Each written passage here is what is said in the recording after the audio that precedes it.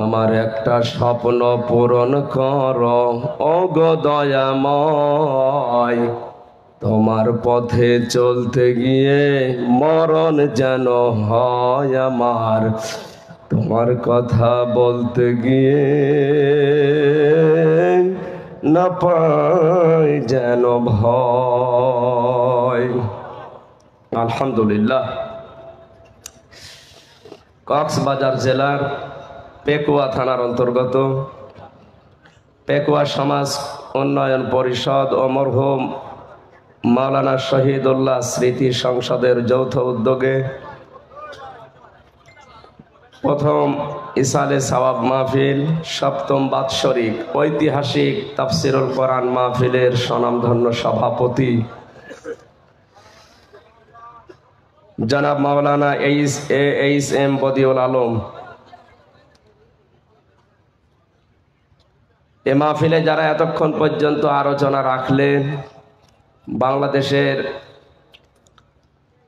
পথিতযশা আলেমে দ্বীন আল্লামা ডক্টর এনায়েতুল্লাহ আব্বাসী ওয়া সিদ্দিকী, আল্লামা কামরুল ইসলাম সাঈদ আনসারী, অধ্যাপক ডক্টর মাওলানা হাবিবুর রহমান, মাওলানা আব্দুল হাই মোহাম্মদ সাইফুল্লাহ, মাওলানা এম হাসিবুর রহমান, মাওলানা মাহমুদুল হাসান, শায়েখ মাওলানা আহমদুল্লাহ, আতালাল্লাহু উমরাহু ওয়া বারাকাল্লাহু ফি হায়াতি, সকলে বলেন আমিন। এ মাহফিলটা যার মাধ্যমে এসেছি আপনাদের এলাকার কৃতি সন্তান, বিশিষ্ট ইসলামিক চিন্তাবিদ, শ্রদ্ধাভাজন ভাই জনাব নিয়ামতুল্লাহ নিজামী, প্রতিষ্ঠাতা অত্র প্রতিষ্ঠান, মঞ্চে বসা ওলামা ইকরাম, সামনে বসা মুসলমান ভাইরা, পর্দার আড়ালের সম্মানিতা মা এবং বোনেরা, প্রশাসনের ভাইরা, প্রাণপ্রিয় কক্সবাজারবাসী, দল মত নির্বিশেষে কোরআনের অনুষ্ঠানে যারা আমরা ইবাদত মনে করি এসেছি, খুশি হয়ে বলছি আলহামদুলিল্লাহ। আমার নামটাই মনে হয় ডেঞ্জার না? এই নাম শুনলেই মানুষ ভয় পায়, মনে মনে ভাবছে যে নাম পাল্টিয়ে নরম কোনো নাম দেব কিনা।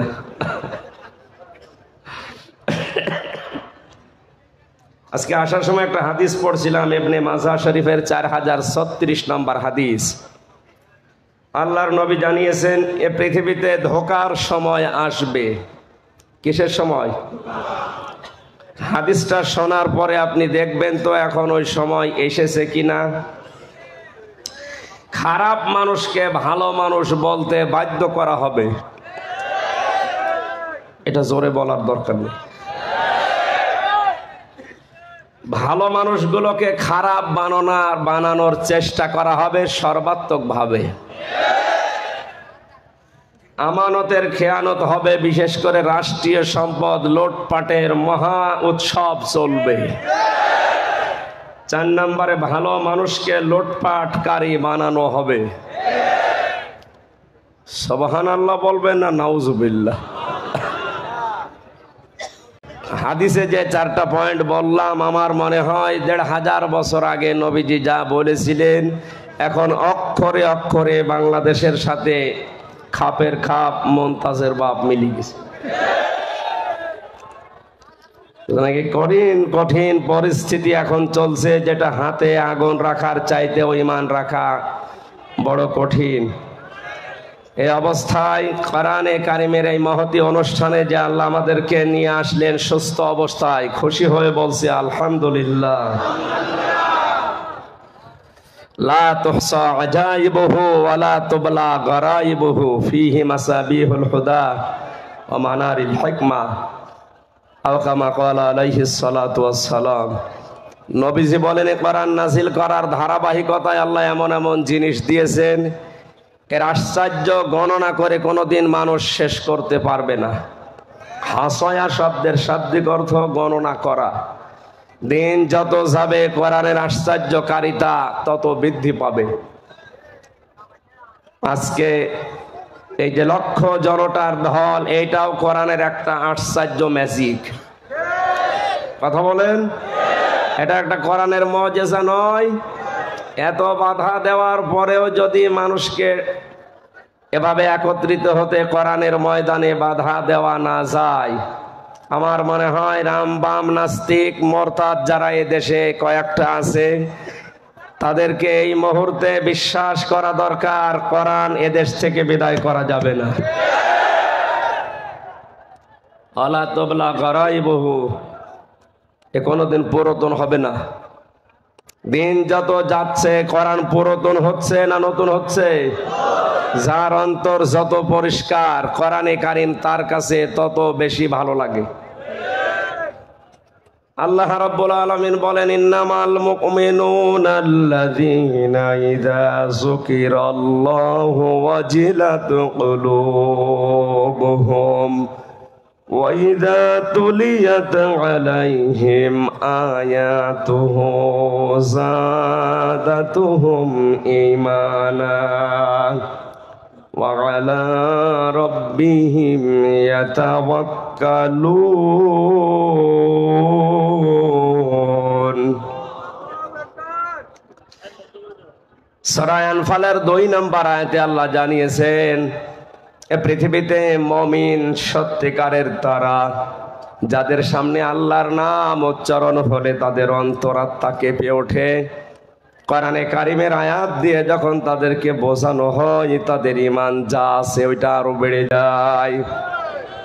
এখানে তেলাওয়াত শব্দটা আল্লাহ দিয়েছেন, ওয়াইদা তুলিয়াত আলাইহিম আয়াতুহু যাদাতুহুম ঈমানা। সারাদিন গরুকে আমরা দেখি এরা লতা পাতা ঘাস খড় কোটা এগুলো খায়, রাতের বেলা দাঁড়িয়ে অথবা বসে জাগর কাটে, যেটা এইটার নাম আরবিতে তেলাওয়াত। আমরা এখান থেকে যতটুকু সেই সকাল 10টা থেকে রাত 10টা পর্যন্ত শুনছি, কালকে সকাল থেকে আমরা জাগর কাটা তেলাওয়াত করা আরম্ভ করব ইনশাআল্লাহ। কোরআন শোনার পরে আমাদেরকে বাড়ি যাওয়ার আগে আল্লাহ বলেন তাদের সিদ্ধান্তটা এমন হয়ে যায়, ওয়া আলা রাব্বিহিম ইয়াতাওয়াক্কালুন। তারা এই সিদ্ধান্ত নিয়ে পেকুয়ার এই দিগন্ত ফাউন্ডেশন থেকে বিদায় নেওয়ার সময় এই মনে করে যায়, যত কিছু ঝড় ঝাপটা আসুক আমরা ভরসা করব আল্লাহর উপরে।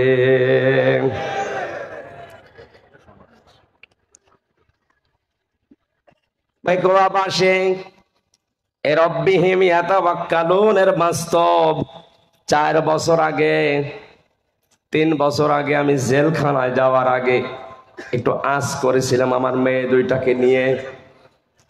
ওই সময় বড়টার বয়স ছিল 6 বছর, ছোটটার ছিল 1 বছর। আমি দেখেছি বড়টাকে কোলে নিয়ে উপরে তুললে কানাকাটি করে, আর ছোটটাকে কোলে নিয়ে উপরে তুললে যত উপরে ছুঁড়ে মারি তত হাসে।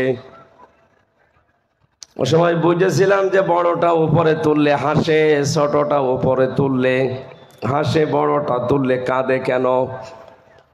বড় মেয়েটার এই ভরসা ছিল না আমার উপরে যে আমি একটু ভারী হয়ে গেছি, আমার ওজন হয়ে গেছে, বাবা যদি উপরে ছুঁড়ে মারে নিচে যদি ধরতে না পারে আমার ব্যথা লাগবে। ছোটটার এই ভরসা নেই, এই বিশ্বাসও নেই। ওর এই বিশ্বাস ছিল এটা, আমার বাবা যত উপরে ছুঁড়ে মারুক না কেন নিচে হাত পেতে রাখবে। কথা বলে না কেন? আমার এই ফারিহা জান্নাতের মতো আল্লাহর উপরে আমার উপরে যেমন ভরসা ছিল, পৃথিবী যত গরম হোক, যত কঠিন হোক, অবস্থা যত বেগতিক হোক, আল্লাহর উপরে তাওয়াক্কুল ভরসা হযরতে হাজেরার মতো আমাদের তৈরি করা লাগবে। যত কঠিন পরিস্থিতি তৈরি হোক আমাদের রব নিচে হাত পেতে রাখবে। রেখো না মনেতে ভয় বান্দা খোদার, দূর হয়ে যাবে বাধা সব। তোমার আমার এক মালিক আছেন, আছেন আমাদের রব, আছেন আমাদের রব। জোরে বলেন ইনশাআল্লাহ। মুসলমান ভাইরা, সুতরাং কোরআনে কারীম আমরা যারা শুনতে এসেছি, কিয়ামত পর্যন্ত যত আবিষ্কার দুনিয়াতে হবে সবচাইতে বড় আবিষ্কার কোরআনে কারীম। আল্লাহ রাব্বুল আলামিন নবীজি কথা দিয়ে জানিয়েছেন, যার অন্তর যত পরিষ্কার হবে কোরআনে কারীম তার কাছে পুরাতন না নতুন মনে হবে।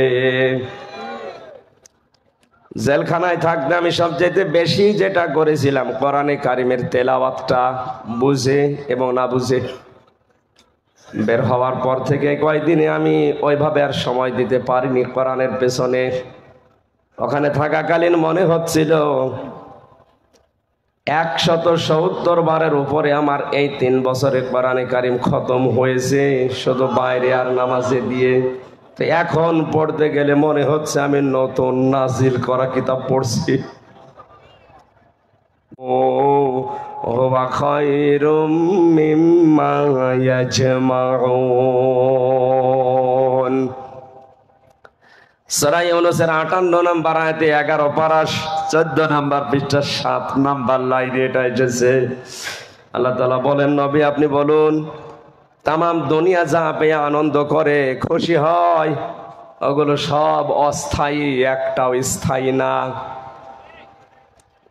আজ যারা যেভাবেই হোক ভোট করে মন্ত্রী হয়ে এমপি হয়ে আনন্দ আছে, খুব বেশি হলেও টিকলেও 5 বছর। কথা বলেন না কেন? আপনি যতই আনন্দ করেন না কেন, কয় বছর? আল্লাহ পাক বলেন, আমি যেটা পাঠালাম এটা ওইরকম অস্থায়ী না, স্থায়ী। শুধু এতটুকুই না, দুনিয়া যতদিন আছে থাকবে, কিয়ামতের পরেও এ কোরআনে কারীম থাকবে। কিয়ামতের পরে জান্নাতি মানুষদেরকে আল্লাহ যেটা তেলাওয়াত করে শোনাবে ওইটার নাম কি? আরো জোরে বলেন। জান্নাতের ওই অনুষ্ঠানে আল্লাহর কুদরতি মুখে কোরআনে কারীমের এই অনুষ্ঠানে বসে যেন আমরা নিজেরা শোনার মতো একটা জায়গা পাই। আজকের এই অনুষ্ঠান ওই ব্যবস্থা আমাদের করে দেন, বলেন আমিন। তামাম দুনিয়া যা পেল এগুলো পেয়ে ওরা আনন্দে আছে, করুক। হে নবী আপনার উম্মতদেরকে বলবেন তারা যেন আনন্দ করে কোরআন পেয়ে। কি পেয়ে? কারণ তামাম দুনিয়ার চাইতে আমি আল্লাহর কাছে কোরআনে কারীম শ্রেষ্ঠ সম্পদ। জোরে বলেন আল্লাহু আকবার। এত বড় বিশাল সম্পদ আল্লাহর ভাষায়, এটা যদি কেউ প্রচার করতে চায়, উপস্থাপন করতে চায় মানুষের কাছে, আল্লাহ রাব্বুল আলামিন ধরন দিয়েছেন কি করে প্রচার করবেন। কোরআন জানাচ্ছেন, কিতাবুন উনজিলা ইলাইকা ফালা ইয়াকুন ফি সাদরিকা হারাজুম মিনহু লিতুনযিরা বিহি ওয়া যিকরা লিল মুমিনিন। আল্লাহ পাক বলেন, এই যে কিতাব আপনাকে দিয়েছি এটা মানুষদেরকে যখন সতর্ক করবেন, আপনার মনের ভেতরে যেন কোনো ভয়, ভীতি, সংশয়, সন্দেহ এগুলো কাজ না করে। হারাজন শব্দের অর্থ আমরা পেয়েছি তাফসিরে 2টা। 1 নম্বরে কোরআন প্রচার করতে গেলে হয়তো মনের ভেতরে ভয় আসতে পারে যে অনেকেই না বুঝে বিরোধিতা করবে। এই মানুষ আছে না নেই? আছে, এদেশে এখন বেশি। প্রশাসনের কান ভারী করে আমার নাম দিয়ে যারা, আর ওনারাও ভুল বোঝে। ওরা কোরআনে কারীমের উপস্থাপন সঠিকভাবে না বুঝে ভুল বোঝে। কথা বলে না কেন? 2 নম্বরে আবহমান কাল থেকে হয়তো অনেক নিয়ম নীতি এদেশে চলে আসছে যেগুলো ইসলাম মনে করে মানুষ পালন করে। আসতে বলেন। বিশেষ করে চট্টগ্রাম বিভাগে বেশি আবহমান কাল থেকে এমন এমন নীতি চলে আসছে ইসলামের নামে। ওটা ইসলাম না, মানুষ বানিয়েছে ইসলামের নাম দিয়ে। আমি ডক্টর আব্দুল্লাহ জাহাঙ্গীর স্যারের হাদিসের নামে জালিয়াতিতে যতগুলো হাদিস আমার চোখে পড়েছে ধরার মতো উল্লেখযোগ্য সব এই বিভাগের সাথে মেলে আর বরিশালের সাথে। জোরে বলেন সুবহানাল্লাহ না নাউজুবিল্লাহ। উনি ওখানে অনেক হাদিস দিয়েছেন যেটা হাদিস না, হাদিসের নামে জালিয়াতি করে ঢুকিয়েছে। কিছু কিছু মানুষ দেখে বিভিন্ন অনুষ্ঠানে গেলে এশকের ঠেলায় লাফায়। কোথায় পেয়েছেন বলেন তো? এই যে চাঁদপুর জেলা চট্টগ্রাম বিভাগে না, এক কথা বলেন না কেন? ব্রাহ্মণবাড়িয়া জেলা কোন বিভাগে? এই সমস্ত জেলাতে বিভিন্ন অনুষ্ঠানে হাজারো মানুষ শুনি পীর সাহেব লাফায়, মরিদ লাফায়। শুধু লাফিয়ে শেষ করে না, বাঁশ বয়ে ওঠে, গাছ বয়ে ওঠে, এমনকি পীর সাহেবের গলা পর্যন্ত ধরে ঝোলাঝুলি করছে। 18 সালে একবার গিয়েছিলাম চাঁপাইনবাবগঞ্জের সোনা মসজিদ মাহফিলে, যে বসে আছে এক ঘরে, শুনলাম আমার আগে যিনি উঠেছে ওনার বয়ানে এত এশক, এত তেজ। এক মরিদ জিকির করতে করতে গাছে উঠে বসে আছে। আমার এসে কমিটির লোকজন বলছে হুজুর ঘটনা ঘটে গেছে। জিজ্ঞাসা করলাম গাছে কেন? সে এশকের ঠেলায় উঠেছে। জিকিরের এত তেজ আপনার যে আপনি গাছে উঠে বসে আছেন। পাশেই কিন্তু ছিল ওই যে কাঁটাওয়ালা মান্দার গাছ, ওইটাই ওঠে না। যাতে মাতাল হলো তাহলে ঠিক আছে। সুতরাং আমি এই কোরআনের মঞ্চ থেকে, যেহেতু এটা মিডিয়া এসেছে, রেকর্ড হচ্ছে, কালকে সারা দুনিয়া ছড়াবে, ইসলামের নাম নিয়ে এগুলো যারা করছেন কোনো ভিত্তি নেই, সব ওদের দরবার ঠিকানোর বানানো পদ্ধতি।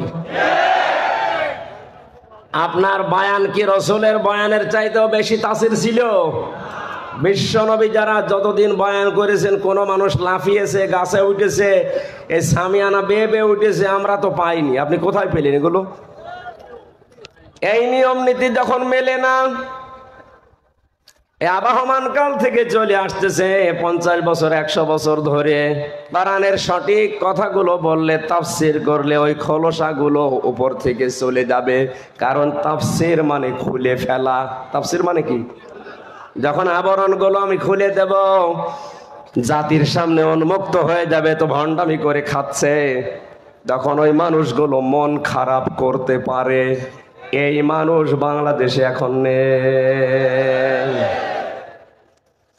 আল্লাহ পাকে এই দিকে ইঙ্গিত করে হারজন দিয়েছেন। হে নবী, হয়তো না বুঝে অনেকে বিরোধিতা করতে পারে, অনেকে বোঝা শোনার পরে তাদের ব্যবসায় ভাটা পড়বে, এই কারণে মন খারাপ করতে পারে। আপনি দুইজনের একদিকেও তাকাবেন না, আল্লাহর দিকে তাকিয়ে আপনি সতর্ক করবেন। কারণ কোরআনে কারীম এটা জিকির হচ্ছে আমার মুমিন বান্দাদের জন্য। জোরে বলেন সুবহানাল্লাহ। এর পরবর্তী আয়াতটা একটু ভয়ঙ্কর। আমি একা না, যত মানুষ এখানে আছে, মিডিয়ার মাধ্যমে যত জায়গায় যাবে, সবাইকে আমি এই আয়াতটা শোনাচ্ছি। ইত্তাবিউ মা উনজিলা ইলাইকুম মির রাব্বিকুম ওয়া লা তাত্তাবিউ মিন দুনিহি আউলিয়া কলিলাম মা তাযাক্কারুন। চিৎকার করে বলেন আল্লাহু আকবার। ইত্তাবিউনা, ইত্তাবিউ বহু বচন দিয়েছেন আল্লাহ।